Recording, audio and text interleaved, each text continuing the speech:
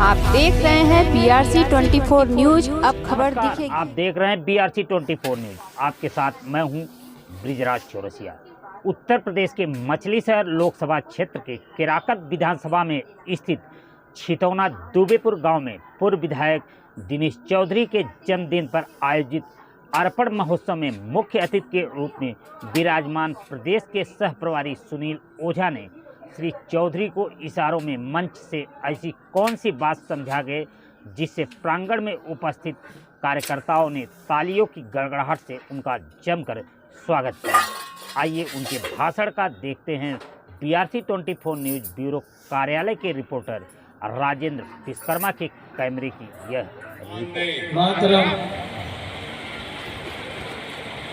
मंच पर उपस्थित पूजनीय गुरु जी दीपेंदु मुखर्जी जी, लीना तिवारी जी, अर्चना जी, हमारे रामविलास पाल जी, रजनीकांत मिश्रा जी, अजेंद्र दुबे जी, मनोज जी, हमें बहुत अच्छी काव्यमय घोषणा कर रहे हैं ऐसे हमारे बंधु, आप सब मेरे बंधु भगिनी हैं। गुरु जी ने अभी बहुत छोटे समय में पूरे राष्ट्र की, विश्व की हकीकत बयान की है। दीपेंदु को हमें सुनने का और मौका दिनेश जी या कभी मिल जाए, मैं दिल्ली रहते हैं, मैंने पूछा है तो उनको जाके सुनेंगे। हम जिनके आदर्श पर जीते हैं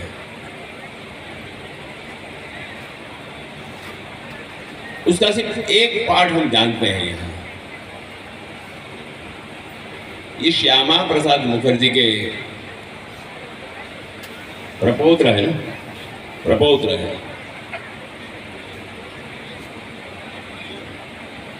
ये वो खून का वारिस है। उन्होंने जीवन में शायद एक काम भी किया होता, हम वो एक काम से ही जानते हैं। इस देश में दो निशान, दो विधान, दो प्रधान नहीं चलेगा, नहीं चलेगा, नहीं चलेगा।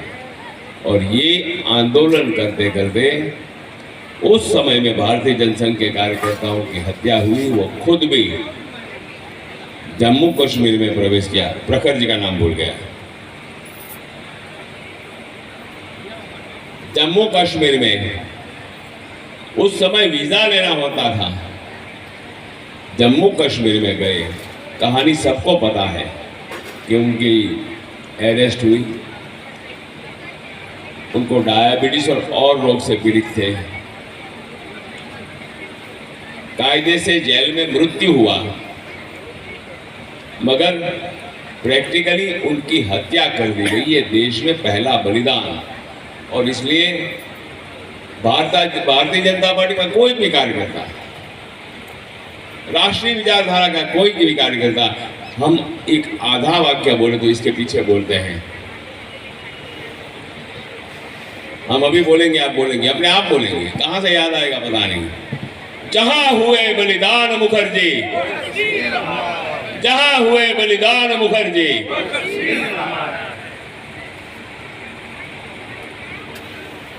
कितने साल वो चले गए, उसका 70 साल हो गए। और बहुत छोटी उम्र में चले गए, 52 आई थी, 52 साल में चले गए। सिर्फ एक काम से दुनिया जानती है, मगर इससे आगे बहुत काम। इनके दादा परदादा इससे भी आगे।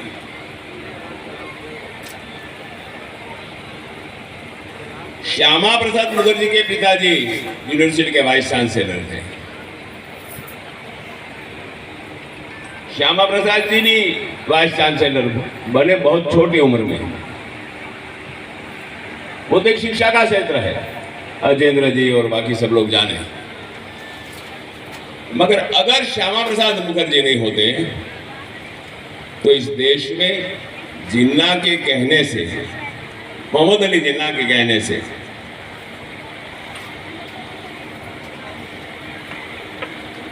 बंगाल में सुहरावर्दी की सरकार थी, तब प्राइम मिनिस्टर कहे जाते थे, सुहरावर्दी की। डायरेक्ट एक्शन आया उस समय और देश में 47 में 10 लाख लोगों की कत्ल हुई, हमारे देश के लोगों की। मगर इसके पहले एक बड़ी कत्ल चली बंगाल में। उस दौरान श्यामा प्रसाद मुखर्जी ने जो आंदोलन किया वकालत करते करते, और वो आंदोलन था बंग भंग का। बंगाल का 2 विभाग करके ये आज जो वेस्ट बंगाल हमारे पास है, पश्चिम बंगाल, अगर श्यामा प्रसाद मुखर्जी ने उस समय आंदोलन नहीं किया होता तो आज वेस्ट बंगाल हमारे पास नहीं होता। शिक्षा में वो अभूतपूर्व उनका योगदान है। सिर्फ उनका वारिस होना, हम भी मानते हैं कि हम उनका वारिस है, रक्त से उसका वारिस होना, हम मुखर्जी जी का बहुत धन्यवाद करते हैं।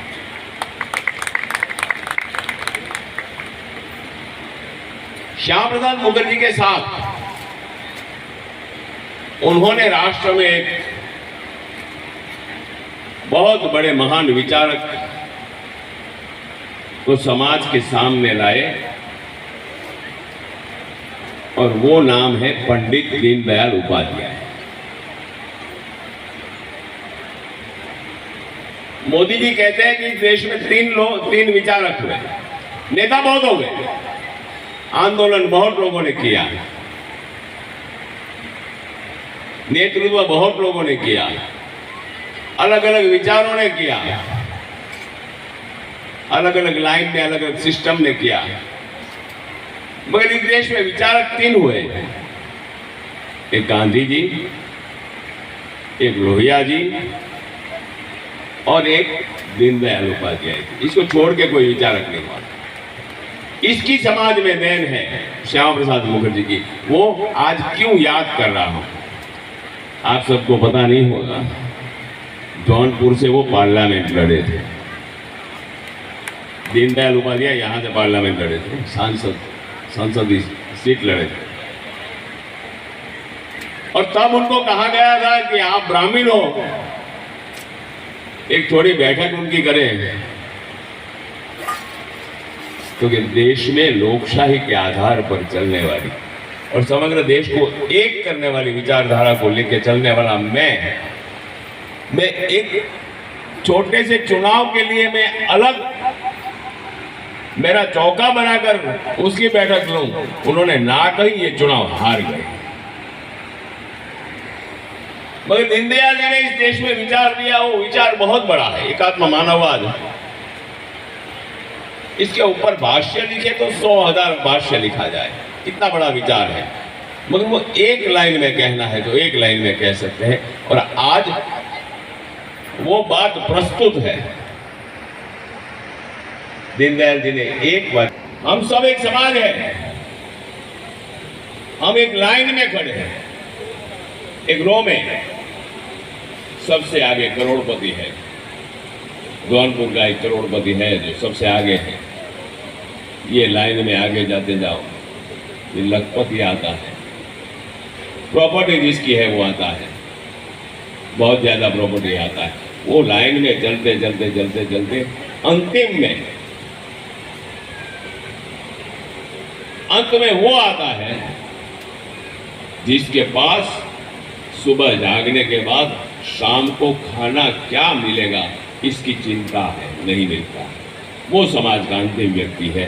दीनदयाल जी ने वो कहा कि समाज के अंतिम व्यक्ति को खड़ा करना है, और वो अंतिम व्यक्ति, या गुरु जी ने बहुत अच्छे से कहा कि भगवान राम ने जिनको अपना माना, ये समाज के साथ बहुत समय तक अन्याय होता रहा। पहली बार यहाँ दिनेश चौधरी विधायक हुए, उसके बाद इस राज्य में इनको मकान भी दिया गया योगी जी के राज्य में, और ये पूर्वांचल में ही है, वो देवरिया या वहां भी। आज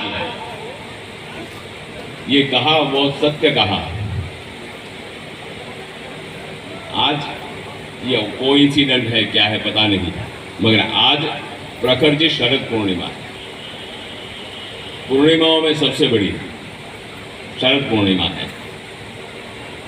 और आज इनका जन्मदिन पूर्ण रूप से जो पूर्णिमा निकलती है, और आज ये काम हो रहा है कि ये समाज की बच्ची साइकिल के पैर ये चक्र के साथ अपने जीवन का चक्र भी आगे बढ़ाएगी, वो गति करेगी और कहाँ पहुंचेगी कल्पना नहीं।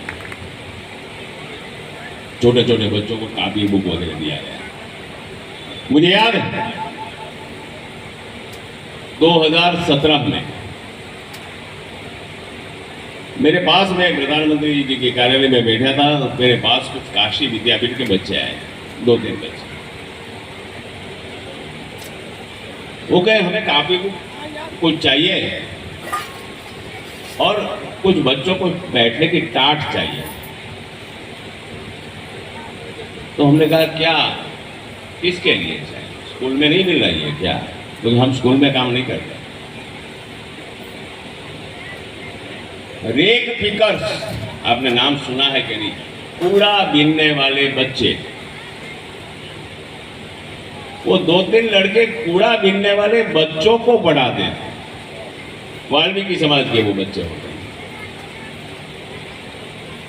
वो बच्चों को पढ़ाते थे। पढ़ाने के लिए कोई स्थान नहीं था, काशी में भारत माता मंदिर में पढ़ा रहे, और भारत माता मंदिर में बैठने का तो जो भारत माता मंदिर का जो चबूतरा वगैरह जो है वहीं बैठ के पढ़ाते थे। ये साधन नहीं है, मिल जाएगा।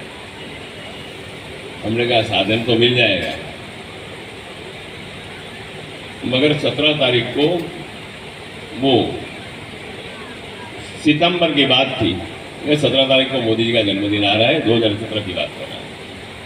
उस दिन हम देंगे भी, वहां आएंगे भारत माता मंदिर, और कुछ मिठाई लेकर वहां गए थे। उन्होंने कथा कही, वो बहुत अजीब और बहुत करुण कथा। वो बच्चे कहे कि मैं इतने माँ बाप को कहते हैं, इसके माँ बाप इनको स्कूल में दाखिला करवाने के लिए तैयार नहीं है। क्यों? ये सुबह से शाम तक अगर कूड़ा बीनते हैं तो 30-40 रुपया आता है, अगर स्कूल में जाएंगे तो ये पैसा बंद हो जाएगा। बहुत कोशिश के बाद भी 10% अभिभावक को हम समझा नहीं पाते कि इनके बच्चों को भेजिए, तो हम यहाँ बढ़ा रहे हैं। मोदी जी के 68वें जन्मदिन में 68 अभी 72 4 साल पहले 2018 में हमने यहाँ, हमारा सदनसीब था कि मोदी जी बनारस में थे, तो यहाँ उसी दिन मोदी जी के साथ ये जन्मदिन मनाया गया, और मोदी जी ने वो ये छोटे छोटे बच्चे हैं, ऐसे छोटे बच्चों के साथ कायदे से खेला है अपने जन्मदिन पे। आज जो काम हो रहा है वो क्या हो रहा है? ये गुरु जी जो कह रहे हैं कि श्यामा प्रसाद मुखर्जी की ताकत और राष्ट्रभक्ति और दीनदयाल उपाध्याय का वो समाज के अंतिम व्यक्ति को खड़ा करने का जो संकल्प है वो लेके अब एक एक काम हम लेके जाइए। मैं राजकीय भाषण करने के लिए आया नहीं हूं, मैं ना आज तो ऐसा प्रसंग है, मगर आप गैस से लेकर, जनधन से लेकर, शौचालय से लेकर, अपने आवास से लेकर, ये किसानों को 6,000 रुपये से लेकर जितनी बातें करो, वो एक एक बात आपको लगता होगा कि दीनदयाल उपाध्याय साक्षात आके एक एक काम कर रहे हैं। और इस देश में ऐश शायद कलम 370 नाबूद होती है, खत्म होती है, सर्जिकल स्ट्राइक होती है, पूरा विश्व जिसका लोहा मानता है, ये राष्ट्र खड़ा हो जाता है। और ऐसे मोदी जी को देखते हैं तब लगता है कि श्यामा प्रसाद मुखर्जी पुनर्जीवित हो गए। हमको एक गुरुजी कह रहे थे काशी। फिलहाल इस खबर में इतना ही। प्रदेश एवं जनपद की खबरों के लिए देखते रहें BRC 24 न्यूज। अब खबर दिखेगी।